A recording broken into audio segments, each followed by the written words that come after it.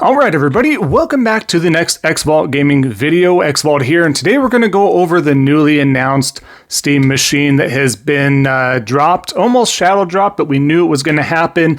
Does this pose a threat to the console ecosystem or space? Does this give you more options? Is it a good thing? Is it a bad thing? What's this mean for everybody involved in regards to the gaming industry? Let's go ahead and go over some opinions, some insights, and a few screenshots here for additional context. So without further ado, let's go ahead and jump to it.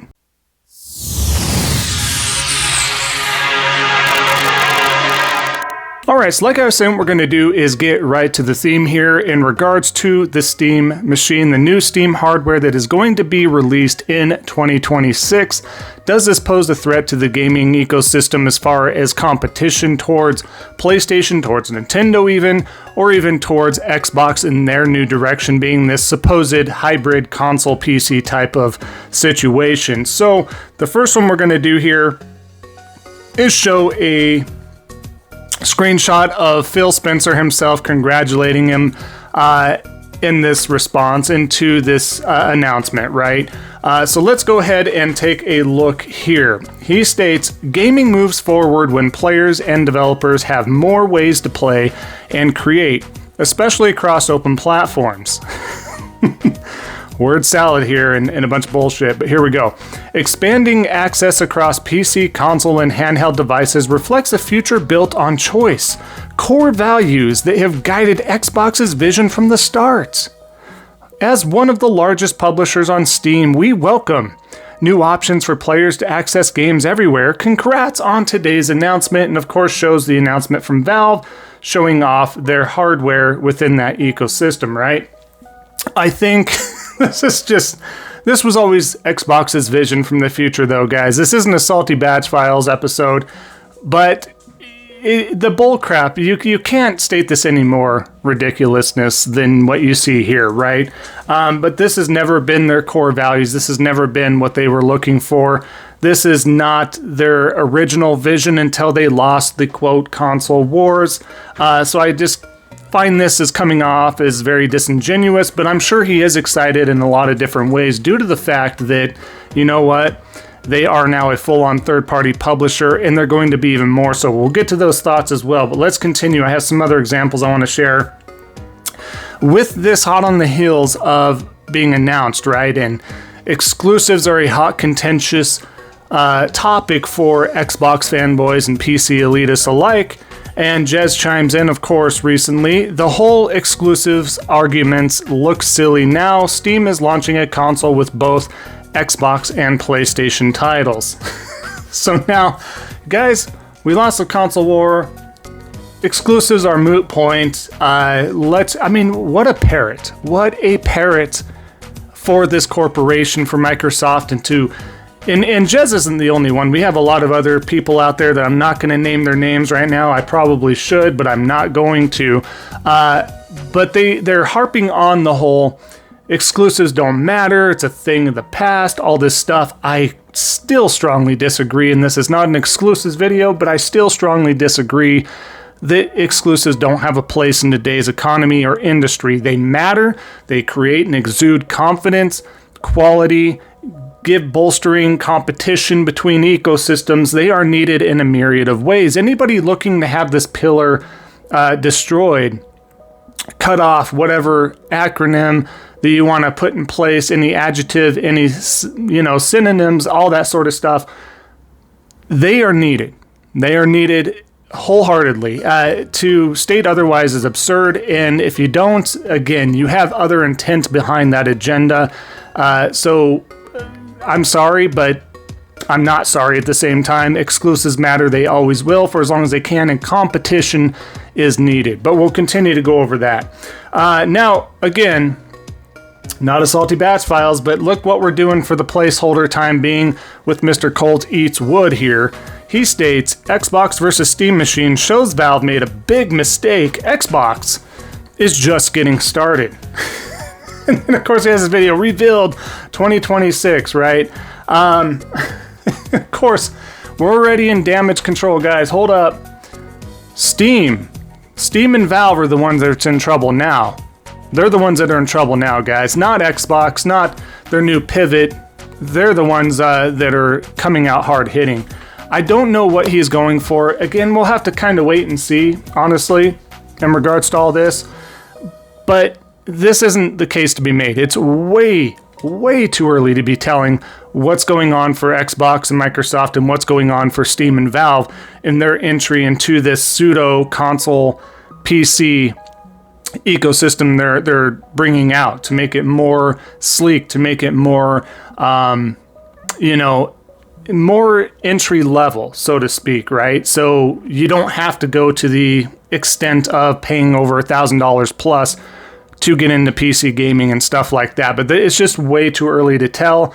You know, we all know how the Steam machine, the first iteration, the first go around, how that worked out. But this is a different time period. This is a different crack at it. And I think there's some potential here. So, but as we continue to go on from Mr. Fraud Eastwood here, Pete Tisma here states, by the way, a question under Mike Ibarra.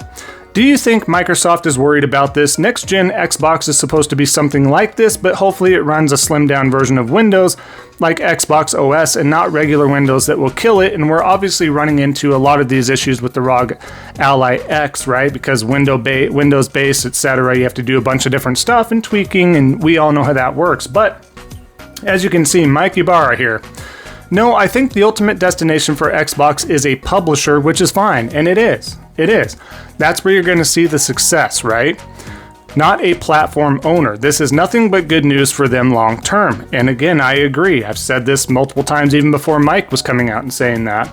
Agree with your comment on Windows, right? And yeah, Windows needs to be a thing of the past. If you want to do anything in regards to gaming centric or leaning towards mostly gaming for these even PC hybrid stuff, we have to figure out a better OS. We have to figure out a better method of desktop running, right? Between Linux and stuff like that as well. Once they crack that code for PC, once they figure that out and we get to bypass all the stuff, the intricacies, if you don't want to delve into the intricacies of PC gaming from mods and everything else, then we're getting to another level finally. We're getting to another level where the casual gamers especially can pick something up like that and be like, hey, I do get a lot of games and a lot of options this way, and it's more of a plug and play method. This is what I'm looking for. For those stating that your typical PC and stuff is plug and play, that's very disingenuous. There's still a lot of caveats to that. So I'm trying to help the PC folks out here for the casual market and for the gamer-centric folks only that don't care about the deep dive of stuff, okay? If you unlock a perfect OS or close to perfect OS that similarly replicates, all right, console usage with very minimal effort, out of the box type of scenario, and it's ready to go, very little tweaking, if any at all. I'm talking, you're taking your PS5, your PS4, your Xbox One, your Series S or X, your Nintendo Switch, you plug it in, you set up your internet connections, and you're ready to go. I'm talking that simple, okay? Once you unlock that in the PC ecosystem with the PC architect behind it, I think we're open for another level, but that's kind of what a console is, right? But I don't think everybody's ready to jump over to that PC ecosystem just yet if you're looking beyond the subset there. That's what's interesting to me. And one little piece I do want to talk about before we just start diving into the competition aspect here is, let me show this controller here. The Steam Machine controller here. This is my thing here. I think the design is like, first of all, the console. You're seeing the controller right now, right? But first, real quick, the console looks like a Series X chopped in half, right? Which isn't a bad thing, whatever. It just looks real similar to a Series X, just chopped in half. I think that's great. Smaller sizes, certain power, great. You can pick it up, set it up wherever, right? That's key. If you're not having one of these handhelds, I think that's the next step in evolution for these consoles. If you can do so with decent power or more, then great. I don't think there's anything wrong with the design. I just think that's funny. That it's so similar. But additionally, this controller, I'm not sold on it. I mean, it's great. It has two little, touch pads to move around for your mouse, keyboard, whatever, to type of situation. But you know, some people don't like that the analog sticks aren't offset like the Xbox's controller. I don't like offset. I'm fine either way, but I prefer symmetrical. It does look like just not good. This doesn't look good. It looks like a rock you find on a beach, just a thick rock that you find on a beach. Add some buttons on here, you're good to go. But yeah, I mean, have I seen worse? Yes. I didn't like the original Steam controllers. I really didn't. Is this a step in the right direction? In some aspects, yes, but as a whole, I think it looks ugly. I haven't had this in my hand, so I can't tell you, hey, this still feels great. It operates great, analogs, etc. But just wanted to share that as well. Now, as we continue to talk, I'm going to let the trailer for the Steam Machine device play in the background here as I talk, but what I'm going to talk about right now real quick is the competitive aspect of this. What does this mean for Xbox? What does this mean for PlayStation and or Nintendo? I think, again, right now it's still just a tad bit too early to tell how this is going to affect the industry, how it's going to affect the landscape. Again, I don't think this is here to, the Steam Machine is not here to disrupt too much, if I'm going to be honest. I think that if it's going to affect anybody the most, it's going to affect Xbox. It's going to affect that ecosystem the most, because we're looking at what Xbox is trying to do, right? They're trying to do this hybrid situation, and again, they won't straight out the gate tell us right now. It's still too early for them to tell us anything. But I do think this throws a wrinkle into their plans a little bit. So that's who it's going to affect. Do I think it's going to affect PlayStation or Nintendo as much? No. Will you probably be able to do a bunch of things on here, emulate, etc.? Absolutely. You could do this today with any other PC. So I don't think this is doing anything other than, hey, this is a better and an easier way, an entry-level type of PC device that you can put out in your living room. Hook up to your TV, hook up to your monitor in your room, whatever the case is, and have a go at it. Have some fun. From what I understand, from what I'm seeing from the specs, it's going to be okay. I keep hearing back and forth from experts and non-experts about the power level of this device, whether it's going to be more powerful. Some say it's more powerful than a Series S. Some people say it's on par with the PS5. But I don't think it's quite on par with the PS5, because PS5 you have options to scale some things and have 120 frames per second and whatever, but they're striving to make it 4K 60 frames on this device. I don't think that's bad. The next piece of this, the next piece of the competitive aspect is, I don't think it's going to be so much power going forward, guys. I think it's going to be more price, affordability, and entry. You know, again, we have to understand that the casual market is a big consumer aspect to any industry, whether it is gaming, whether it is music, whether it is anything else. We have to keep them in mind, you know, because they have such influence over multiple industries, whether, again, it's music, movies, entertainment, gaming, whatever. The casual market, and that's not a bad thing. When I say casual, I don't mean that there are folks that don't care, that they don't, for all intended purposes, have influence or shouldn't have influence on stuff. It's just how that works. That's what you categorize a casual market, the more broad audience, right, that does have a lot of influence in where they spend their money, where they spend their time, etc.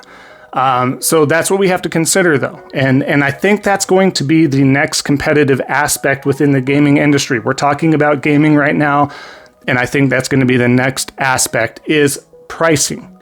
Is it affordable?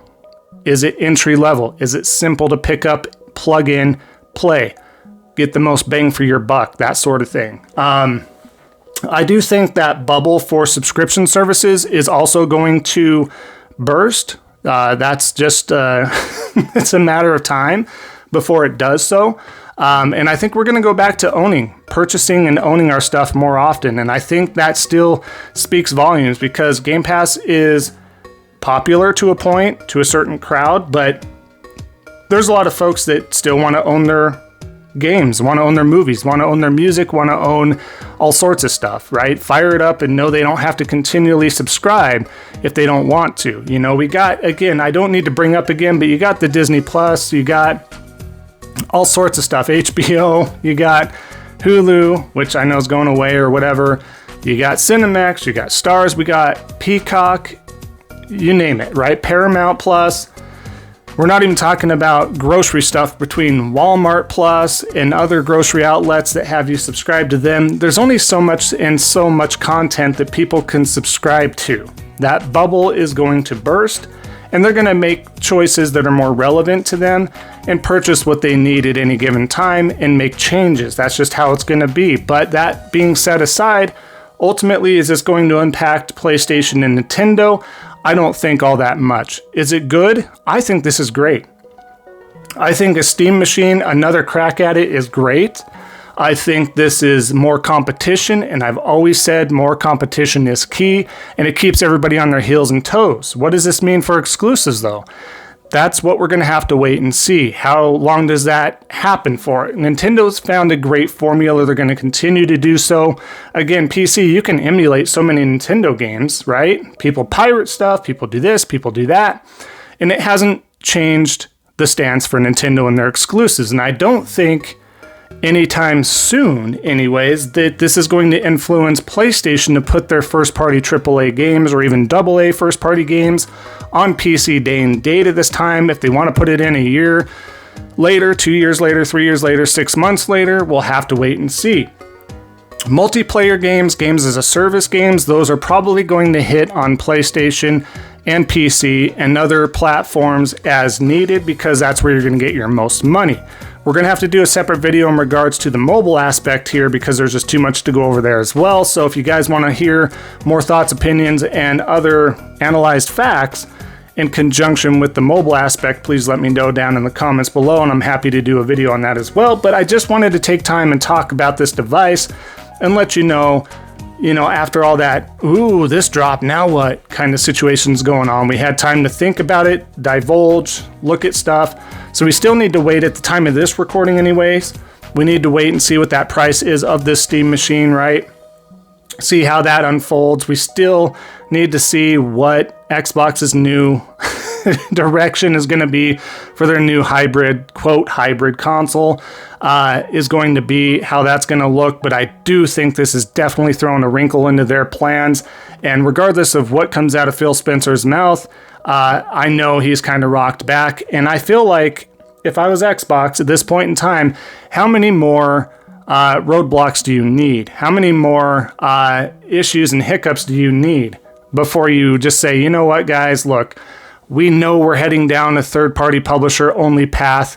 Do we just get out of the hardware business? We can still give out our controllers. We can still do peripherals and other accessories as well. But do we really dive into OEM third-party stuff? Do we really dive into any first-party hardware stuff? Or do we just let bygones be bygones?